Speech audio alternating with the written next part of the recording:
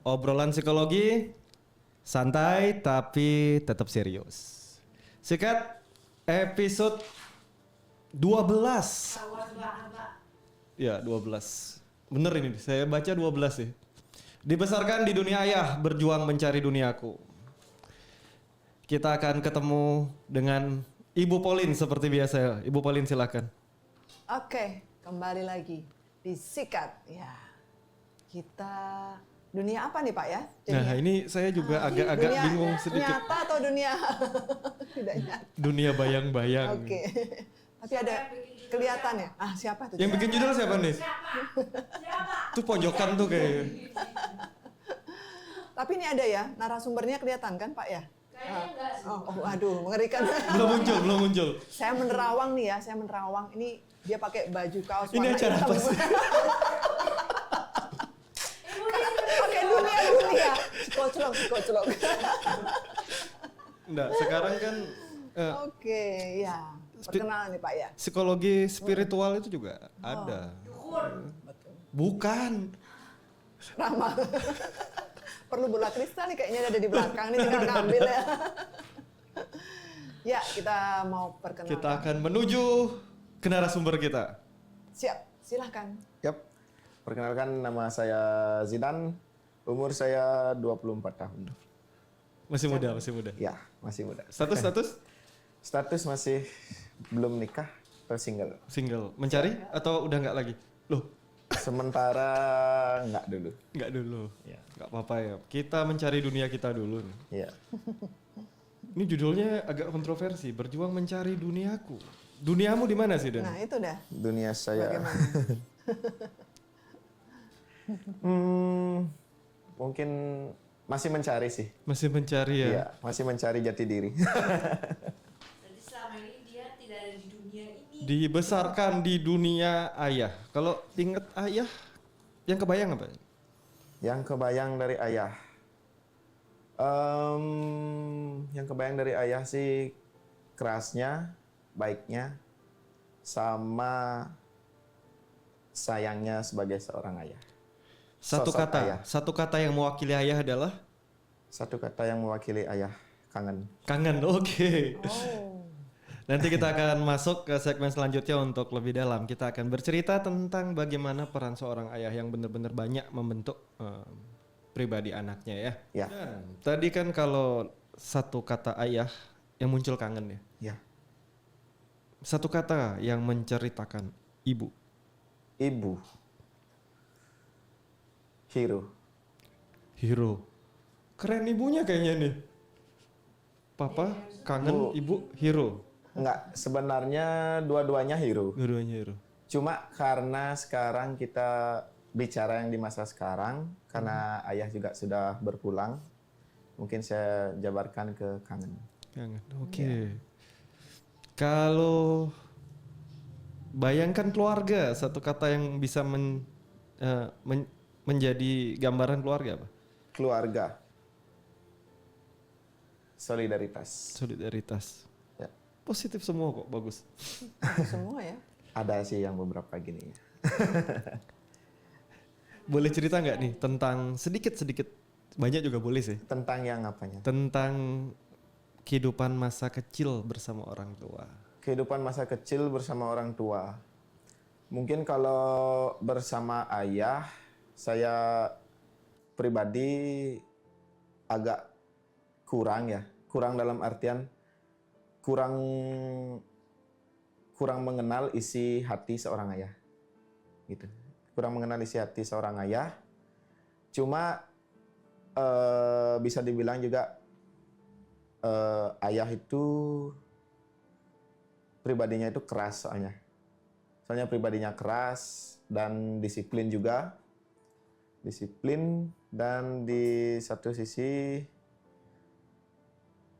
ayah itu baik. Baik juga dia orangnya. Dan yang saya membuat saya kurang mengenal di satu sisi sosok seorang ayah itu orangnya tertutup. Dia mungkin ada masalah apa, dia pendam sendiri, dan saya kurang mengenal isi hatinya seorang ayah. karena orangnya tertutup, itu aja sih. Sering ngobrol-ngobrol nggak dulu sama ayah? Kalau ngobrol mungkin kita sering ngobrol. Kadang kita juga gimana ya? Kadang bercanda juga. Kita sering bercanda juga. Ya bercanda sebatas wajarnya seorang anak sama ayah. Seperti itu aja sih. Kita Cukup formal ya mungkin. ya cukup formal. Cukup formal. Dan juga kalau saya ngobrol sama ayah almarhum, mungkin kita lebih mengobrol tentang bagaimana cara menjalani kehidupan ke depannya. Seperti itu. Sosok yang bijak. Ya, sosok yang bijak. Tadi kan kalau ingat ayah yang menggambarkan apa, kangen ya. Kangen. Ada nggak sih hal-hal yang mungkin Ya. kan kangen nih biasanya kita punya sebab ya. Ada hal-hal yang mungkin belum diwujudkan. Ya. Ada impian-impian belum terwujud. Ada harapan yang nggak bisa diwujudin. Ada kebersamaan yang hilang kira-kira. Ada hal apa yang pingin Zidan lakuin nih untuk ayah? Kenapa sampai akhirnya kangen? Kalau untuk sesuatu yang belum bisa dicapai itu, mungkin belum sempat melihat saya sampai menikah, sampai saya juga punya seorang anak. Seperti itu. Dan untuk yang dikangenin dari seorang ayah ya mungkin lebih ke figurnya. Lebih kangen untuk dapat figur seorang ayah. Karena saya juga mungkin dari kecil sudah gimana ya kayak istilahnya hidup di keluarga yang keras, dan saya kangen sosok figur ayah yang keras. Seperti itu. Figur yang disiplin, figur Figur yang yang keras disiplin. dari ayah. Dan Ya. ternyata ini ngangenin deh. Ya, Kamu nggak sering kena ini gosokan kasih sayang masa kecil? sering. Sering. Tapi setelah ayah berpulang, baru di sana sih saya merasakan kayak, oh ternyata ini yang saya rindukan, ini yang membuat saya rindu oleh sosok figur seorang ayah, dan juga ini beratnya menjadi sosok kepala rumah tangga untuk sekarang. Ya, itu aja sih. Oke, luar biasa nih, menarik ceritanya. Kita menuju ke Ibu Pauline ya. Ibu Pauline, Ya. tadi kan ternyata sosok didikan ayah yang keras ini membekas dan ternyata ngangenin. Ya. Dari sudut pandang psikologinya gimana nih Bu? Ya, itu karena yang ditampilkan, dimunculkan oleh ayah dari Zidan itu kekuatan yang membuat dia teringat sampai sekarang ya. Jadi emosinya, hal-hal yang membuat dia mengingat sesuatu tentang figur seorang ayah adalah kerasnya, Ya. gitu ya. Dari semua sekian sifat atau apapun, tapi itulah yang membuat Zidan merasa kangen atau kehilangan. Karena ternyata setelah ditelusuri lagi, setelah dirasakan, setelah masuk ke dunia yang sekarang tanpa kehadiran ayah, karena ayah sudah berpulang, nah sifat itu ternyata yang membuat Zidan merasa bisa bertumbuh menjadi seorang pribadi yang lebih tegar. Nah dia perlu, mungkin ada saat-saat tertentu yang Zidan perlu keras ya, perlu dididik dengan keras, perlu harus disupport dengan sesuatu yang keras agar Zidan bisa menjadi lebih kuat, lebih mandiri. Gitu kali ya Pak Ber. Sisi itu yang akhirnya jadi memori yang kuat ya. Ya. Saya mau kembali nih ngobrol sama Zidan. Zidan, Ya. bisa bayangkan nggak masa dulu saat ayah masih ada? Kalau Membayangkan. bisa dibayangin ya. Bayangin ayah bisa? Bisa. Oke, kalau bayangin ayah, hal apa sih yang pingin Zidan ucapin sama ayah? Hal yang ingin diucapin. Mungkin bisa juga dibilangkan saya ucapkan untuk ayah, mungkin saya ucapkan terima kasih dulu. Sudah membesarkan saya sebesar ini dan selalu mendidik saya dengan baik. Dan juga mungkin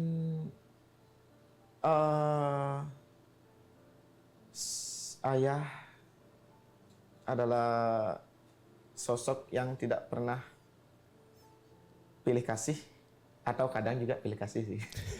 Ya. Jadi yang mana nih? Dikasih apa enggak? Em, tapi lebih sering nggak pilih kasih sih. Semua sama. Ya, semua sama. Dan didikannya juga sama untuk semua anak-anaknya juga sama. Karena saya juga saudara berbanyak, mungkin kita mendapatkan didikan yang sama sih. Iya. Ya. Sidan, kamu saudara berapa orang? 1, 2, 3, 4, 5, 6. Banyak. 6 sama 7 sama saya. 7. 7. Sudah jarang di momen zaman sekarang 7 bersaudara. Kalau zaman dulu banyak kali ya. Ya, Kalau sekarang mungkin dari keturunan sih bapak saya juga kan saudara ber-11. 11. 7. Kamu urutan keberapa nih? Made balik nomor 6. Nah, Ya. sensor nanti. Ya, Tit. Wah. nomor 6 saya. Nomor 6. Ya, Sedikit lagi jadi yang ke-7 nih. Kenapa kamu nggak pilih jadi nomor 7? terlalu kecil sih. Nggak mau yang paling kecil dan nggak mau yang paling besar juga. Sedang-sedang saja. Sedang-sedang. Kadang hidup kan nggak bisa dipilih ya. Ngalir aja. Ngalir aja Iya. bener. Kalau ingat ibu nih, Ya, kalau ingat ibu, didikan masa kecil ibu yang berkesan. Tadi kan ayah kan sentuhan kasih sayangnya berkesan, disiplin dari beliau luar biasa. Ya. Kalau dari ibu nih, kalau dari ibu.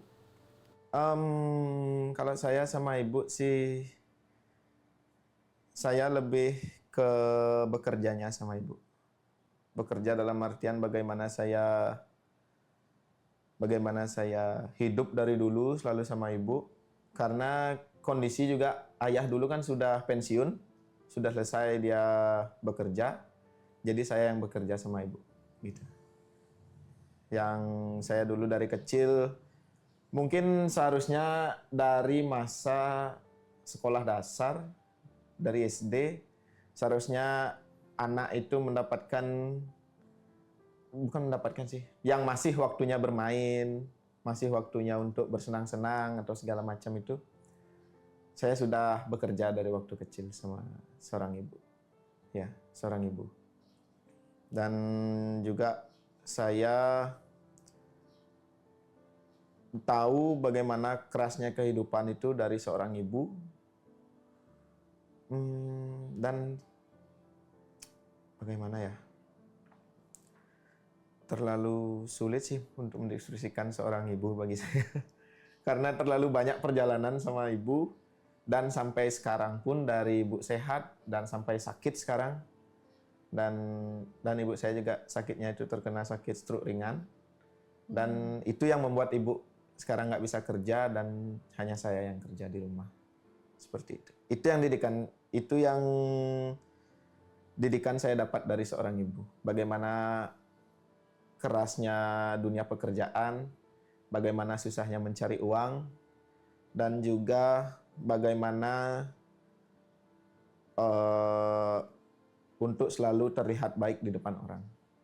Itu aja sih. Walaupun kita dalam keadaan kesusahan, selalu tersenyum. Itu yang saya dapatkan dari sosok seorang ibu. capek nggak sih seperti ini? Untuk Harus selalu tampil baik-baik saja saat hatimu tak baik-baik saja. pasti capek. Capek, yang jelas capek. Oke, tapi perjalanannya luar biasa ya. Iya. Karena gimana ya? Karena mungkin kita bisa dibilang kita melawan mental yang dari mentalnya kita sebenarnya sedang di bawah, tapi kita ketemu dengan orang banyak yang awalnya kita selalu murung atau segala macam dengan kondisi mental yang sedang tidak baik, dan kita selalu berusaha untuk tersenyum, itu capek sih. Ya. Pernah nggak nih, kan tadi dari kecil sudah harus kerja ya Zidan ya? Pernah nggak ngerasa kok hidup ini nggak adil ya kayaknya sama aku? Pernah merasa seperti itu. Biasanya kamu lakukan apa kalau kondisi ini muncul? Kalau kondisi itu muncul, mungkin kalau dari SD itu mungkin belum pernah kepikiran ke sana ya. Setelah masuk sekolah menengah pertama itu SMP, dari sana saya baru merasakan kok hidup ini nggak adil ya. Dan saya hanya melihat, oh hidup saya berbeda dari orang lain. Kalau saya nggak kerja, saya nggak bisa sekolah, saya nggak makan, dan juga di satu sisi saya nggak bisa untuk melakukan hal aktivitas lainnya lah. Sebagai seorang, mungkin bisa dibilang sebagai seorang murid. Yang membuat atau menciptakan kondisi tidak adil nih siapa sih, Men? Yang membuat menciptakan kondisi tidak adil. Oke. Sebenarnya sih kondisi yang tidak adil itu sebenarnya nggak ada sih. Cuma juga kan saya melihat orang tua yang susah, melihat orang tua bagaimana susahnya mencari uang seperti itu. Hanya kadang punya rasa keinginan untuk membantu, dan juga dari sana orang tua saya mungkin melihat, oh anak ini rajin, anak ini mau membantu, dan terkadang juga kemungkinan mungkin dari salah orang tua juga sih, kadang beberapa. Ya. Yang menurut si Dan nih bikin nggak adil di rumah ya? Sosok ayah atau sosok ibu? Yang melahirkan ketidakadilan ini? Ayah sih. Kalau ingat ayah nggak adil, hal apa yang ayah lakukan yang bener-bener bikin si Dan ngerasa nggak adil ini? Oke. Mungkin awalnya itu yang dari sempat tadi saya bilang, dari yang pilih kasih. Kadang ada beberapa waktu ayah itu dia sedikit pilih kasih ke anaknya yang nomor 2 gitu. Berarti kakak ya? Kakak. Kakak ya. Tapi kamu sama saudara-saudara dekat nggak? Kalau saya sama saudara-saudara dekat. Nggak.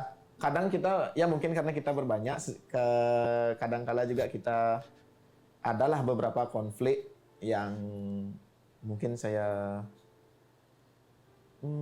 konflik dalam istilah, mungkin dalam status apa ya, mungkin warisan atau apa segala macam. Oke.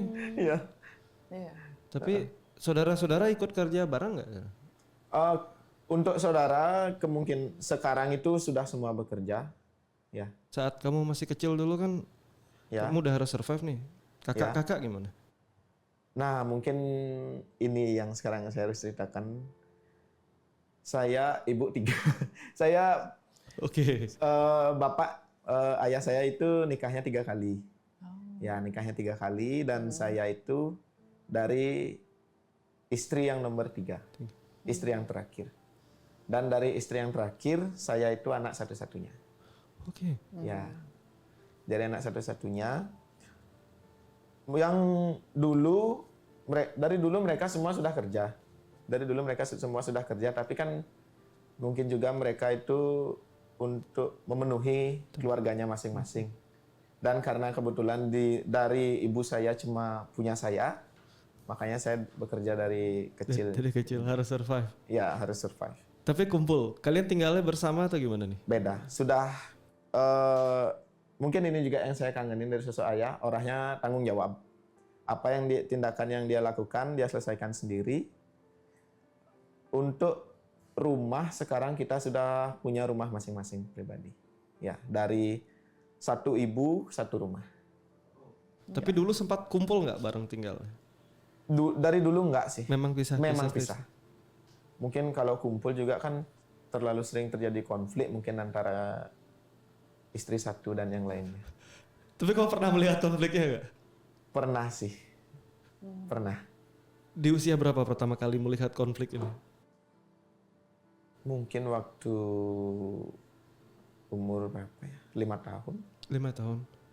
Perasaannya apa pertama kali saat itu lihat ada konfliknya? Mungkin waktu kecil kita nggak tahu mereka sedang berdebat apa atau segala macam, kita nggak tahu. Cuma ya kita menonton karena melihat orang ribut atau segala macam, ya saya nangis itu aja sih. Karena belum mengerti apa yang diributkan. ada nggak momen membekas yang masih kebawa sampai sekarang dari kondisi konflik antar orang tua? Mungkin ini bukan konflik antara orang tua aja nih yang membekas ke saya. Konflik yang membekas ke saya itu ketika saya masih berumur 10 tahun mungkin kalau nggak salah. Saya berpapasan dengan istri pertama dan saya dikatain anak itu. Iya. Perasaannya apa? Perasaannya dari sana sakit sih. Oke. Ya. Pulang langsung lapor nggak? Pulang saya ngelapor sama ibu saya, cuma ibu saya bilang ya udah sabar. Bagaimanapun juga dia juga tetap ibu kamu. Ibu bilang seperti itu. Luar biasa. Ya. Ini respon yang luar biasa sekali. Ada kekhawatiran nggak kalau suatu saat nanti, Ya. saat kamu udah berpasangan nih, kamu akan punya banyak pasangan? Kekhawatiran mungkin nggak ada sih. Karena itu kan mungkin lebih ke pribadi diri sendiri. Kita yang memilih untuk mau punya istri berapa seperti itu ya. Kalau untuk saya sekarang mungkin satu aja sih cukup. Ya, tapi kalau untuk umur sekarang ya mungkin saya masih bisa Satu dulu dibilang lah ya. masih masa labilnya atau gimana. Tapi kedepannya bakal saya perbaiki dan mungkin satu udah cukup sih. Cukup Dan ya? mungkin juga saya bilang saya nggak sehebat ayah saya. Ya. Wah, ini ternyata dunianya yang dimaksud di judul ini. Ini Iya, bikin betul. judul mana nih bikin judul? Betul. Mencari duniaku, dibesarkan dunia ayah. Dunia ayah luar biasa nih. Kita akan menuju ke Ibu Pauline nih. Iya. Ibu Pauline ini unik ya? Unik Tadi ya, saya kira kompleks. memang saudara bertujuh, Ya. ibu satu. Kan sudah langka tuh di zaman sekarang. Kalau zaman dulu kan memang banyak-banyak ya. Ya. Nyata ini ibunya 3, tapi ayah 1 dan bisa adil. Dari sudut pandang psikologinya bagus apa nggak bagus ya ini? Kalau bagus mungkin kita bisa sosialisasikan ini. Waduh. Ya ini keluarga yang tidak mudah ya, kompleks sekali. Jadi memang perkawinan itu adalah satu bapak dan satu ibu. Ya, dan ini berbeda dari pada umumnya. Tapi figur ayah memang dirasakan oleh Zidan walaupun tidak banyak kali ya. Cuman saya boleh tanya ke Zidan, kapan ayah meninggal? 2 tahun lalu. 2 tahun. 2023. 2023. Ya, bulan Februari. Oh, 2 tahun lalu. Ya. Di situ berarti Zidan sudah usia yang sudah masuk dewasa ya. Usia berapa ya waktu itu? Mau masuk ke usia 22. Ya. Oke. Ya artinya secara laki-laki sudah jadi dong artinya ya figur-figur ayah Ya. sebagai pelindung, sebagai pekerja keras, sebagai orang yang bertanggung jawab itu sudah ada. Jadinya Zidan melihat ya ayah sebagai seorang yang hebat itu hebat dalam tanggung jawabnya. Punya 3 istri itu hal yang tidak mudah ya Pak Ber ya. Ya, sangat. Saya juga tidak bisa membayangkan. Tetapi untungnya mereka ayahnya sudah melihat mempertimbangkan itu semua sehingga mereka tinggalnya berpisah. Sehingga konflik di satu tempat ya dengan istri 1 2 3 itu tidak terlihat. Walaupun pasti ada lah gitu. Cuman tidak terlihat secara ekstrim begitu. Dan yang diingat oleh seorang Zidan itu ayah begitu tanggung jawab, hebatnya bisa melakukan semuanya itu dengan mencoba seadil-adilnya. Ya. Gitu ya Zidan ya. Oke. Ya. Sebagai peran seorang ayah apa ya? Memang kebanyakan ayah itu pelindung, menjadi orang yang menegur kalau kita melakukan kesalahan, pencari nafkah dan sebagainya. Nah, kadang-kadang di Indonesia ini kan masih punya anggapan bahwa seorang anak itu layak dan lazim dirawat oleh seorang ibu, ya. Padahal kan ayah juga bisa, karena tidak sedikit juga yang seorang ayah merawat anaknya sendiri, mungkin ibunya bisa dalam keadaan yang lain. Tetapi di sini ternyata ayahnya Zidan sudah melakukan perannya sebagaimana mestinya, walaupun tidak sempurna, pasti manusia juga tidak ada yang sempurna itu, tetapi Zidan sudah terbentuk dari figur atau peran sebagai laki-laki melihat dari peran ayahnya. Oke, dan ternyata Zidan memutuskan untuk tidak punya istri banyak ya, Ya, melihat dari pengalaman ayahnya gitu ya, cukup merepotkan dan kompleks Cukup sekali, merepotkan. dan tidak mudah itu ya, gitu Pak Ber ya. Unik ya. Kalau dari sudut pandang psikologi ini agak keluar topik dikit gitu ya. Ya, Seorang ayah punya tanggung jawab besar, punya 3 istri. Kalau kondisi dibalik gitu, gimana ya Bu ya? Seorang istri punya 3 suami, bisa diterima nggak? aduh, adakah? Mesti cari dulu nih kira-kira bagaimana perannya. Ya, bagaimanapun cara membaginya seadil-adilnya, ya. Mungkin si istri itu berusaha melakukan yang terbaik atau seadil-adilnya terhadap 3 suami atau berapalah itu ya. Tetapi persepsi adil itu kan berbeda-beda pada tiap orang. Nah, jadi mungkin suami yang pertama, kedua atau ketiga menganggap sama, si istri sudah memberikan yang sama, tetapi orang suami 1 atau 2 ada yang merasa tidak atau kurang adil. Ya, itu ya tergantung kembali ke pribadinya masing-masing. Apakah itu sudah adil atau cukup atau kurang dan sebagainya. Yang lebih bisa diterima di masyarakat yang mana nih? Yang 1 suami 3 istri apa 1 istri 3 suami? Kayaknya yang poligami ya. Poliandri jarang. Poliandri jarang. Kawan ya. Ya, Kenapa ya? ya nggak tahu ya. Kan sekarang udah asas keadilan tuh. Betul, betul. Gimana mau coba? Siapa yang mau coba? Jangan coba-coba. Oke, kita akan kembali menuju ke Sidani. Sidan, berarti kan saudara ada banyak. ya. Tadi kan lumayan ya, hubungan cukup baik ya. Mm-mm. Lebih ke dekat atau ngerasa ada persaingan di antara kalian? Kalau Oke. si kakak mungkin ini, berarti aku harus ini. Ada nggak sih konflik-konflik seperti itu? Kalau persaingan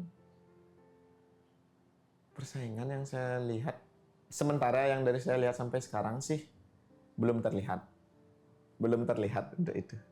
Mereka mungkin karena juga kakak-kakak saya umurnya itu jauh lebih tua dari saya. Mungkin dengan saya yang umur 24 sekarang ini, kakak saya yang umur 48, yang paling besar, mungkin itu kan bisa dibilang kayak lebih, bisa dibilang juga itu jarak umur antara ayah dan anak. Mereka lebih menggantikan sosok figur ayah sih. Ya, mereka yang lebih ke memperhatikan kita, Ya. dan juga kadang kalau kita di kondisi yang tidak mampu, kadang saya pribadi juga melapor ke sana. Dan ke mereka saya. support ya, Mereka support. luar biasa. Ya. Sidan, menurut Sidan ya,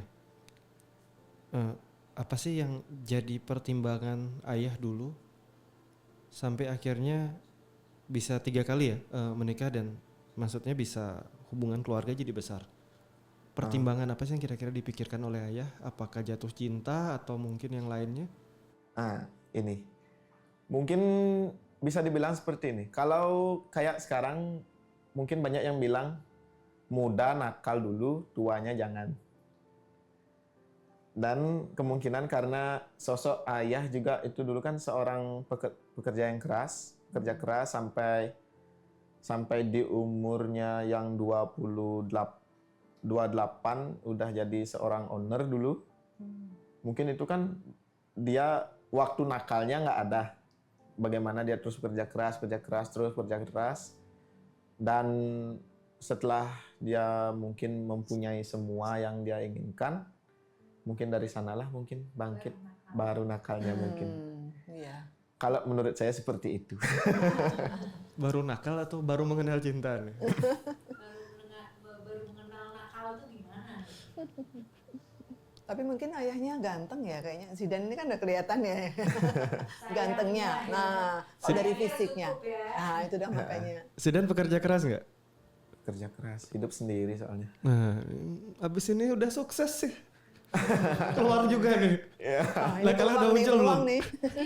enggak sih. Kamu udah nakal belum? Udah, Udah. sudah, Oh sudah, udah nakal, udah pekerja keras udah juga. tobat. Tobatnya sih belum ya. Jujur. Ya. Zidan, kalau inget dulu di rumah ya, hal Iya. paling menakutkan yang kamu lakukan, hal yang paling kamu takutin lah saat kamu melanggar sesuatu hal apa di rumah? Telat pulang kayak atau mungkin mabuk kayak atau apa? Yang paling bikin deg-degan. Mungkin yang paling saya takutkan itu bukan telat pulang. Yang paling saya takutkan itu terlambat bangun tidur. Ya, Bangun pagi ya. ya, terlambat. Kenapa? bangun Kenapa? tidur. Ya, mungkin bisa dibilang kayak saya bilang tadi, sosok ayah itu orangnya disiplin.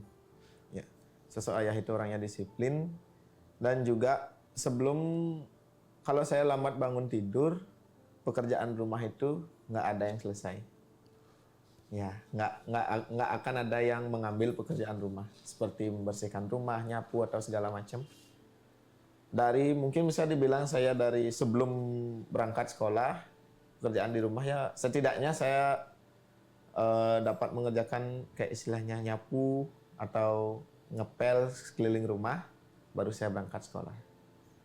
Ya, lebih takut ke yang itu sih. Kalau kita seandainya kalau ada masalah di luar atau segala macam kita bawa pulang, kita nggak takut sih. Kadang karena sosok ayah itu juga sosok seorang pelindung, dan di satu sisi juga kita di rumah itu kan keluarga besar juga.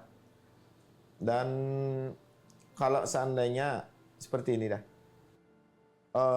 orang lain itu nggak boleh nyentuh saya sebagai seorang istilahnya, walaupun sampai nampar saya apa itu segala macam, pasti ayah saya yang akan maju. Seperti itu sih. Mungkin prinsip ayah seorang kayak gini dia. Tidak ada yang boleh menyakiti anak saya selain saya. Ya, seperti itu sih. Kenakalan paling besar yang pernah kamu lakukan di rumah apa? Kenakalan paling besar. Waduh. Ada yang tahu? Ada yang tahu? Di blur. Kenakalan yang paling besar yang pernah saya lakukan dulu sih, mungkin bisa dibilang Banyak kayak ini sambil inget-inget deh. merokok sih. Merokok karena dulu kan belum kerja atau segala macam, nggak dikasih lah merokok di rumah kayak gitu. Kadang ya kita namanya juga anak kecil, bandel.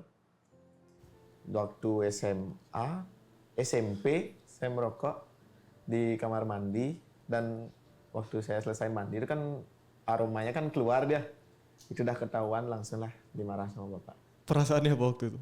Sambar petir, kaget atau apa? Kalau diinget-inget Kaget sih. momen. Karena posisinya kan seperti ini. Saya selesai mandi, saya berangkat sekolah.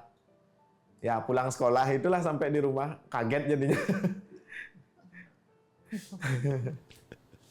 Tapi akhirnya setelah itu tetap merokok atau Tetap sih. tetap? Tetap. Akhirnya diizinkan. Setelah bekerja baru diizinkan. Setelah kerja baru Ya. diizinkan. Kadang kalau kita main keluar, kadang kan kita merokok sembunyi-sembunyi. Rokok sembunyi-sembunyi, habis itu sebelum pulang entah kita makan apa, minum apa gitu segala macam biar nggak kecium aromanya aja. Gitu. Ini cerita kenakalan. Ngomong kenakalan ini, kan kenakalan udah nih. Ya. Kenakalannya Zidan. Kenakalan ayah yang dilakukan di rumah yang Zidan tahu apa yang bikin beliau deg-degan? Kenakalan beliau. Apa ya? Mungkin dia minum sih. Kalau ayah minum. Karena dulu karena ayah kan dulu sempat kena batu ginjal. Waktu di umur ayah itu kelahiran tahun 52. Waktu di tahun 2000-an pernah kena batu ginjal. Dan habis itu juga udah sempat dioperasi juga, ditembak. Karena penyakitnya itu, kita kan jadi sebagai seorang anak kan nggak ngasih orang tua kita untuk minum minuman keras lagi. Tapi kadang dia juga sembunyi-sembunyi gitu, minum di mana pulang ya mabuk gitu. Kalau ketahuan tuh kamu Kamu marah gak ke ayah? Atau biar gitu? Untuk di hari itu mungkin tidak, karena kalau kita marahin orang mabuk juga waspadanya ke diri kita sendiri, kayak warningnya ke diri kita sendiri, karena kondisi yang dipengaruhi alkohol itu kan kemungkinan berbahaya, kemungkinan sih berbahaya seperti itu. Makanya kita sebagai seorang anak itu menegurnya mungkin setelah dia dapat tidur dulu, bangun, sudah sadar, baru kita kasih tahu. Baru kita tanya dulu kemarin minum di mana, apa segala macam. Mungkin kasih tahu jangan minum lagi gitu. Interogasi balik. Iya. Tapi kamu punya hobi minum-minum juga nggak nih? Punya. Berarti ntar tunggu punya anak yang ngomelin kamu juga ya? Mungkin ya. Oke, kita akan menuju ke Ibu Pauline ya. Tadi menarik ya. Ternyata kenakalan anak-anak saat ketahuan itu bikin deg-degan itu di usia SMP tadi ya? Saya SMP. SMP ya?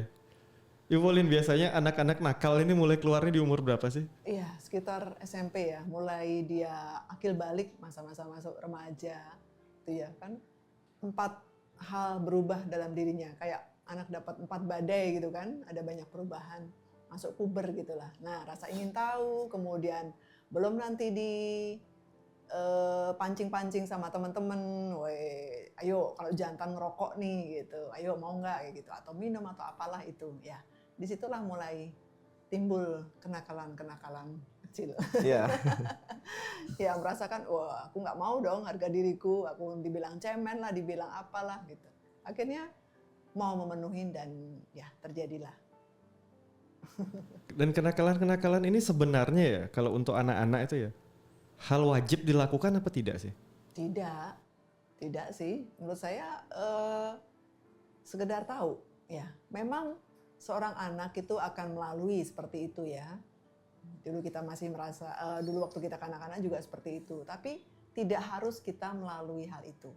Cukup tahu bahwa ada beberapa kenakalan yang kita mungkin akan alami. Bagaimana cara kita mengatasinya, menghandlenya, menahan diri, pengendalian diri dan sebagainya itu penting sih menurut saya. Nah itu juga didapat dari orang tua, pengetahuan-pengetahuan atau informasi-informasi itu.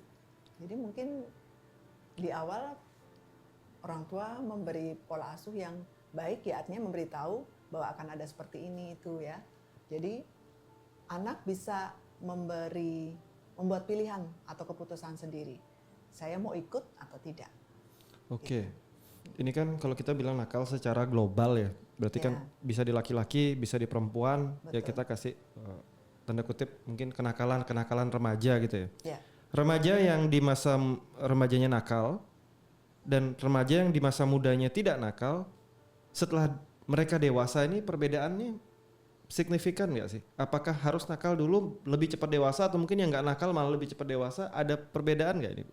Yang lebih nakal menjadi lebih dewasa gitu. Apakah yang lebih nakal nanti lebih dewasa atau mungkin yang nggak nakal jadi lebih dewasa, pribadinya lebih baik setelah dia dewasa, atau seperti apa? Ada nggak perbedaan yang terjadi di di masa dewasanya? Ya, sepertinya tidak ada korelasinya ya. Dia nakal dulu nanti akan menjadi sukses atau tidak gitu ya. Sebenarnya menurut saya pengetahuan tentang pengendalian emosi, ya kemudian juga kecerdasan-kecerdasan yang lain ya, misalnya kecerdasan spiritual, kecerdasan inteligens, kemudian sosial dan sebagainya, itu menurut saya lebih penting ya untuk mencapai kesuksesan di masa yang akan datang. Jadi walaupun dia pernah mengalami kenakalan atau melakukan itu, tetapi kalau dia ada pertobatan di masa dewasanya, itu akan lebih baik daripada yang tidak pernah melakukan kenakalan tetapi juga tidak ada progres atau perubahan ke arah pribadi yang lebih baik. Gitu. Berarti boleh nakal asal tobat ya? Ya. Ingat tobat ya. Oke.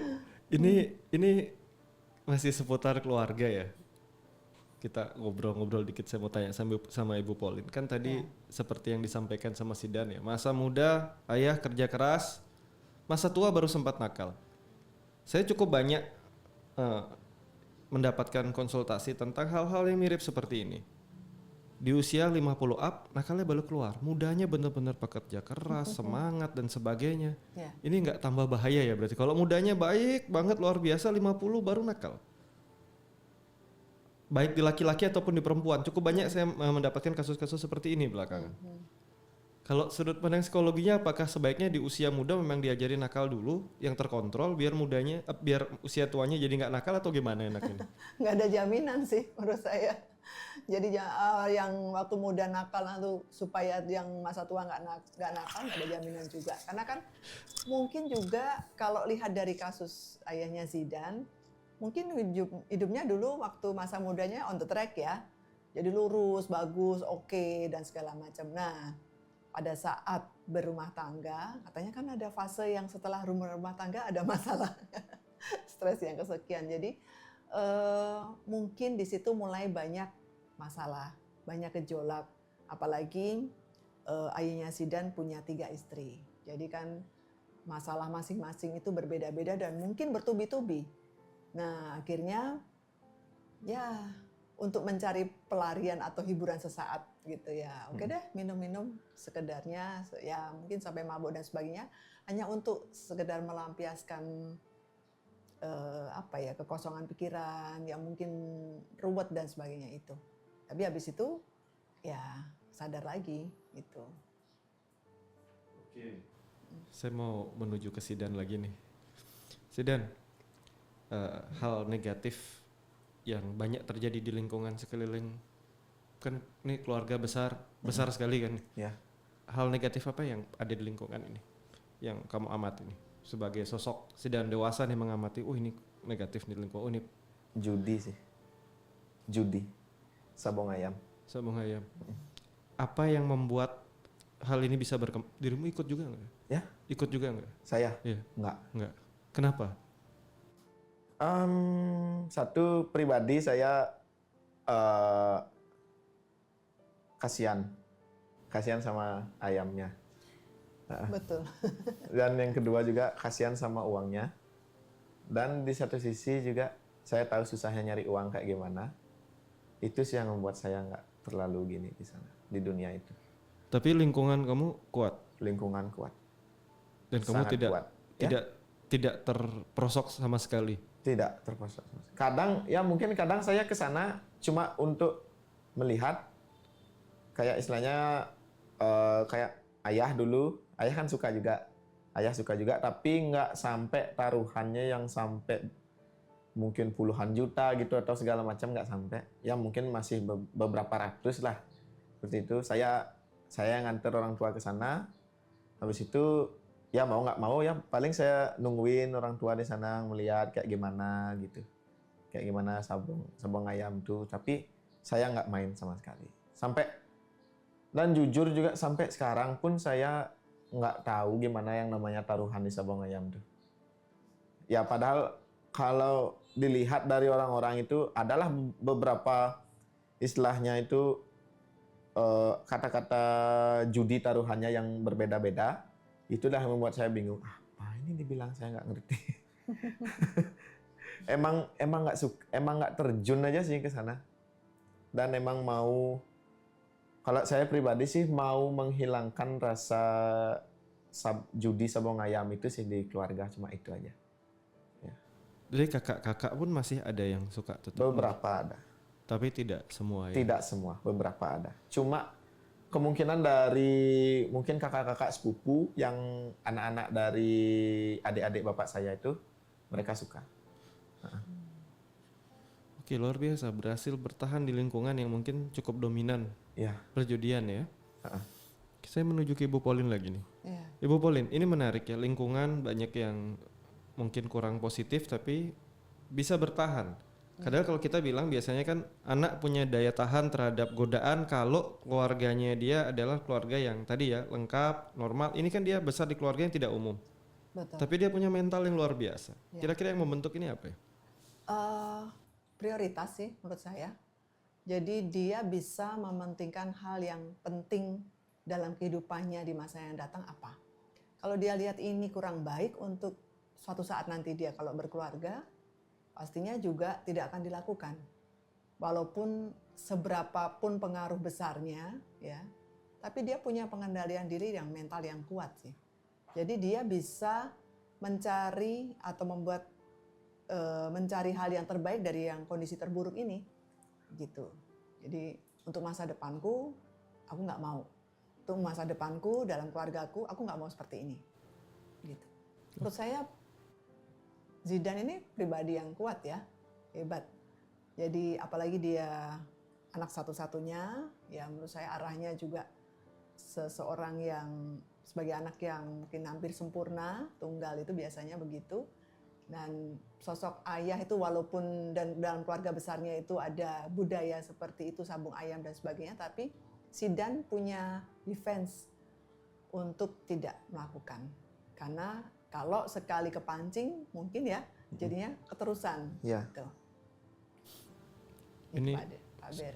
luar biasa, kita udah mendengarkan kata-kata keramatnya Ibu Pauline udah keluar nih tadi. Saya sampai hafal. Mencari yang terbaik dari kondisi terburuk. Wah, ini tagline nih.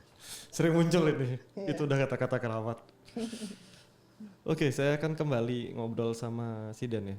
Zidane, setelah ayah nggak ada ya, kondisi di keluarga gimana Zidane? Oke. Kondisi di keluarga. Apakah tiba-tiba ada perubahan drastis, mungkin kakak yang dulu dekat tiba-tiba jadi nggak dekat, atau mungkin malah lebih kompak? Gini sih. Untuk itu yang saya tadi bilang juga, kalau untuk kakak-kakak mungkin karena mereka udah punya keluarga sendiri ya. Mereka punya keluarga sendiri, mereka lebih tertuju dulu sama keluarga mereka. Setelah semua terpenuhi di sana, kemungkinan kalau mereka bisa membantu saya dibantu kayak gitu sih. Tapi juga ya terkadang kita ada aja sih selek mungkin beberapa konflik atau segala macamnya gitu. Dan juga saya itu sebenarnya paling dekat itu sama kakak tiri saya yang cewek. Ya, kakak tiri saya yang cewek. Cuma karena dia sudah nikah, sudah punya anak, sudah punya suami, mungkin kan tujuannya lebih ke sana. Kadang juga kalau saya perlu bantuan kayak istilahnya bantuan atau apapun tuh, pasti saya telepon dia dulu. Kak bisa bantu nggak? Saya lagi perlu gini apa segala macam. Dia pasti bantu. Kalau dia saya percaya pasti bantu. Yang nomor berapa? 1, 2, 3, 4. Didong dulu. Banyak soalnya ini. Tapi setelah ayah nggak ada, tidak berubah ya hubungan ini ya? Untuk gininya sih enggak ya. Kalau untuk merasa saudara gitu enggak. Tapi mungkin kita lebih ke kehidupan pribadi aja sih sekarang. Keperluan yang diperlukan itu apa. Kayak istilahnya mungkin kayak kita perlu kerja atau itu segala macam. Ya kita sudah disibukkan sama pekerjaan aja sih sekarang. Lebih banyak ketanggung jawab yang harus Ya, lebih diselesaikan banyak ya? ketanggung jawab. Dan ke perubahan secara relation nggak ada ya, tetap sama Enggak aja? ada, tetap sama. Pernah nggak sih marah sama kondisi ini? Sama ayah kenapa kok punya saudara tiri sampai itu? Pernah marah nggak? Enggak sih. Atau sudah sejak kecil dikasih pengertian sehingga bisa menerima? Saya kayak kalau saya itu tetap dari yang dikasih tahu sama ibu saya,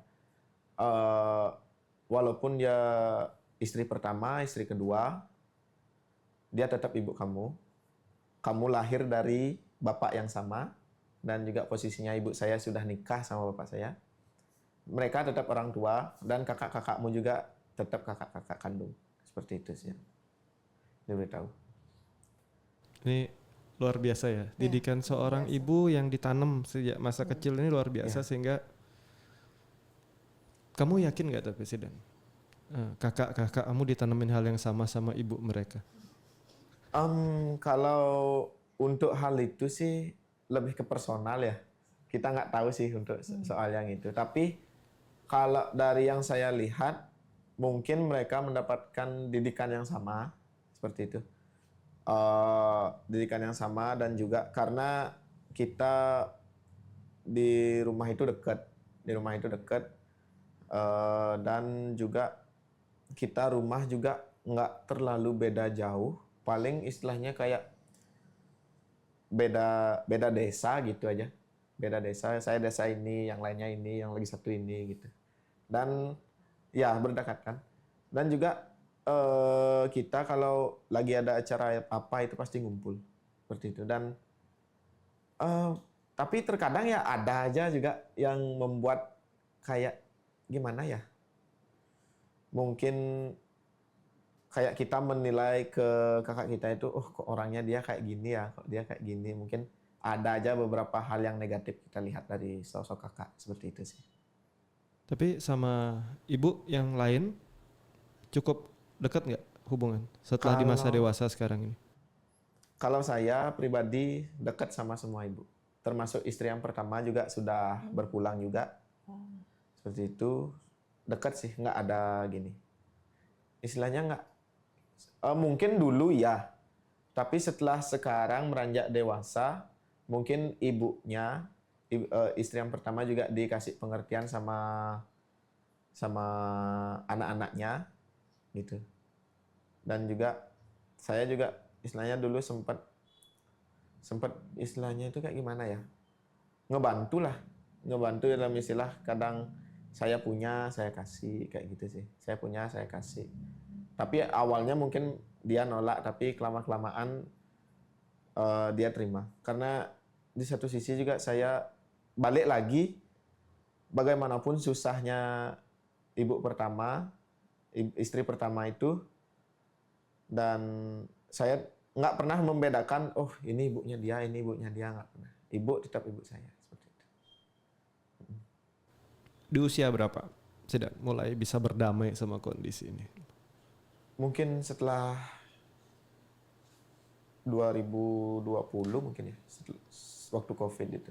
Itu baru berdamai? Baru berdamai. Kamu usia berapa itu berarti? 20? Bukan saya yang berdamai. Oh. Kalau saya dari dulu sudah gini sih. Sudah damai. Sudah damai. Dan karena juga saya berpikir kayak gini. Di satu sisi juga emangnya ada anak yang mau dilahirkan dari istri, istilahnya dari ayah yang istrinya banyak. Kan enggak ada. Semua kita juga dilahirkan kan karena perbuatan orang tua kita, dan kita lahir itu hanya kita menerima perjalanan hidup. Itu aja sih. Dan saya juga berpikirnya ya udahlah, jalani aja kehidupan kayak gimana. Tetap survive aja, dan juga apa yang baik menurut saya ambil, apa yang enggak saya tinggalkan, seperti itu sih. Dan dari kondisi ini seperti yang tadi Zidan bilang ya, nggak ada anak yang mau ya lahir di kondisi seperti ini. Menurut Zidan, kalau Zidan bisa milih gitu ya, Zidan akan tetap milih tinggal di keluarga ini atau keluarga yang umumnya? Kalau saya disuruh memilih, Seandainya bisa milih, kemungkinan tetap sih. apakah lebih memilih tinggal di keluarga yang besar sekali seperti sekarang, atau enggak lah, saya mau punya keluarga yang seperti pada umumnya, satu ayah, satu ibu dan cukup? Mungkin lebih yang di sekarang sih. Tetap Ya, bertahan di yang sekarang. Tetap. Ada impian apa yang ingin Zidan wujudkan saat ini? Untuk impian sementara sih, inginnya sih meneruskan usaha dari seorang ayah. Itu. Di bidang apa itu? Bidang apa? Di bidang eksportir. Ekspor ya. Ya, eksportir kayak apa ya? Handicraft. Handicraft, oke. Ya, handicraft. Ayahnya dulu itu dia pembuat handicraft, dan juga dia eksportir sendiri ke negara-negara lain. Ya. Oke, luar biasa, menarik impiannya. Saya mau menuju ke Ibu Pauline lagi. Iya. Ibu Pauline, ini Gimana, menarik Pak ya Ray? tadi. Iya. Tidak ada anak yang ingin dilahirkan di keluarga seperti ini. Tetapi jika ingin berubah, dikasih pilihan, tapi mau tetap di keluarga seperti ini, kira-kira gimana nih? Ini Iya. satu hal yang unik ya. Unik. Nggak nyaman, tapi tetap dipilih. Ya, karena sudah merasakan di situ banyak hal positif ya. Hikmahnya adalah di keluarga besar bisa saling berempati, bisa bersosialisasi, bisa saling bertoleransi, menjaga satu sama lain, menghargai dan sebagainya. Karena walaupun Zidan ini putra tunggal dalam kehidupan rumah tangga ayah ibunya, tapi dia punya saudara banyak. Ya jadi lucu juga sih, cuman dari situ justru Zidan dirawat, diasuh dengan cara atau pola ayahnya yang begitu kompleks dengan banyak hal ya. Dan Zidan tumbuh dan berkembang menjadi pribadi yang penuh toleransi itu tadi, bisa berempati dan sebagainya. Dan ternyata kenyamanan itu masuk dalam diri pribadi Zidan dan ya tidak menutup kemungkinan bahwa Zidan juga ingin punya keluarga yang seperti itu. Oke, luar biasa ya. Ingat apa yang kita obrolkan ya dari tadi sampai sekarang ini bukan selalu hal yang benar, tapi kita sedang mencari sebuah cerita, kita ingin tahu lebih dalam tentang ternyata di luar sana ada ya kehidupan yang seperti ini, ada keluarga yang seperti ini dan Zidan adalah salah satu contoh yang kondisinya baik.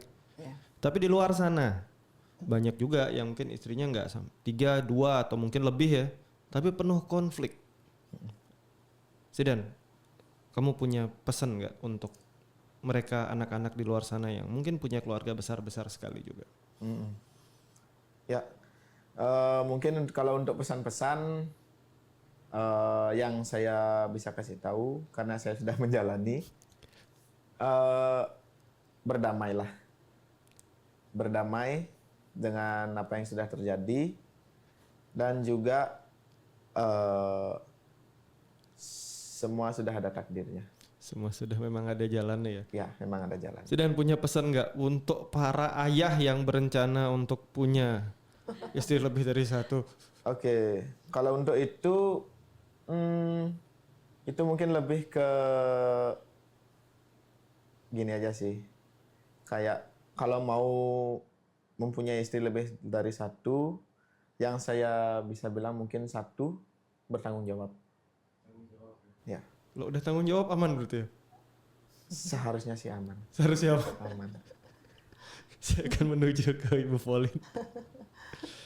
Iya. Ibu Pauline, Iya. ada pesan apa nih buat anak-anak yang berada di kondisi yang seperti yang dialami Zidan ya? Zidan tadi luar biasa karena dia punya ibu yang ya benar-benar mengajarkan satu rule, satu aturan untuk merangkul semua dengan kasih. Iya. Dan ini nggak banyak karena biasanya antar ibunya juga perang. Betul. Tapi ini luar biasa. Iya. Ini Zidan. Nah untuk di luar sana nih ada pesan nggak atau mungkin ada tips dan trik yang bisa disampaikan untuk ya yang ada di kondisi-kondisi ini buat anak-anaknya nih? Ya, untuk anak-anak ya yang punya kondisi sama dengan kondisinya Zidan, ya yang pertama saya setuju dengan Zidan yaitu terima apa adanya karena kita tidak bisa memilih siapa orang tua kita, siapa ibu kita dalam kondisi bagaimana. Dan yang kedua, berdamai dengan ketidaksempurnaan. Saya lanjutin dari kata-kata Zidan juga. Artinya sesuatu karena tidak ada yang sempurna. Kita pingin dalam keluarganya satu ayah dan satu ibu ternyata berbeda. Dan itu yang sudah diterima sejak lahir. Berdamai dengan ketidaksempurnaan itu banyak hal. Jadi konflik dengan saudara, nanti akan ada konflik dengan ibu 1, 2 dan sebagainya. Nah, perlu komunikasi, perlu empati, perlu kesabaran, dan perlu kemandirian juga. Jadi memang keluarga ini luar biasa. Artinya bahwa dengan 3 istri itu memang tidak mudah dan sangat tidak mudah ya untuk bisa membagi. Bayangan saya seperti itu. Tapi saya lihat efeknya dari Zidan bisa mengambil hikmah yang positif dan cukup banyak. Dan mereka bisa rukun, mereka bisa saling membantu. Itu kan berarti pola asuhnya jalan ya. Artinya mereka betul-betul bisa bekerja sama antara ayah dan para ibu ini ya. Gitu bisa menjadi orang tua yang dalam tanda kutip baik dan benar di mata anak-anaknya. Gitu. Ya jadi jangan apa ya? Kok jangan ya jadinya? Jangan. Jadi kalau memang anak-anak sudah dalam kondisi itu, tetaplah menjadi pribadi yang baik sesuai dengan kemampuan kalian sendiri.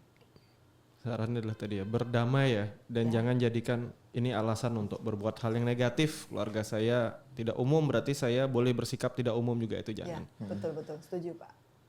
Ibu Pauline, kalau pesan untuk para ayah yang akan nambah istri ini gimana, Bu Pauline? Nah itu, jadi siapkan harta yang banyak ya. Artinya satu rumah satu istri. Tadi adil sekali ya. Jadi ya di sana banyaklah yang punya beberapa istri. Lalu para istri itu diberi usaha masing-masing, kemudian hasilnya juga mereka kelola sendiri. Jadi istri ini kan identik dengan harta gitu ya. Setuju nggak?